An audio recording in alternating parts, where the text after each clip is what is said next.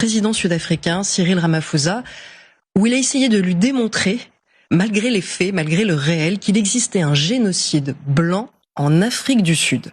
Et je peux vous dire que le président sud-africain, heureusement, a un bon sang-froid et qu'il a dû garder son calme face aux énormités que le président américain lui a sorties. On va avoir un petit extrait sonore. Il n'a pas arrêté de lui débiter des photos qui sont fausses pour appuyer un mot qui est totalement exagéré. Fermier tué. Mais cette association précise que dans tous les fermiers qui peuvent être tués ou agressés ces derniers temps en Afrique du Sud, ils sont blancs et parfois ils sont noirs, que donc ça n'est pas un génocide qui vise les blancs. On parle de 50 homicides d'agriculteurs, c'est beaucoup, mais dans un pays qui connaît énormément de violence, de cambriolage qui tourne mal en ville et encore plus ou moins au niveau justement de fermes qui sont moins surveillées, qui sont plus isolées. On voit le nombre de meurtres rien qu'entre janvier et septembre 2024.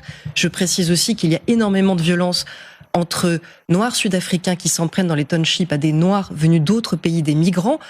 Tout ça, personne n'en parle parce que ça ne concerne pas les blancs et parce qu'il n'y a pas de juifs dans l'histoire. Donc quand ça fait pas beaucoup de bruit. Mais la deuxième, il faut être précis là aussi, David.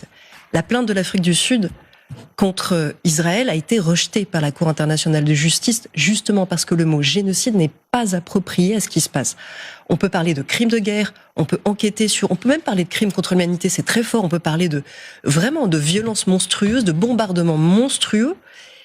Là, les mots sont justes et l'émotion est absolument, du coup, décuplée.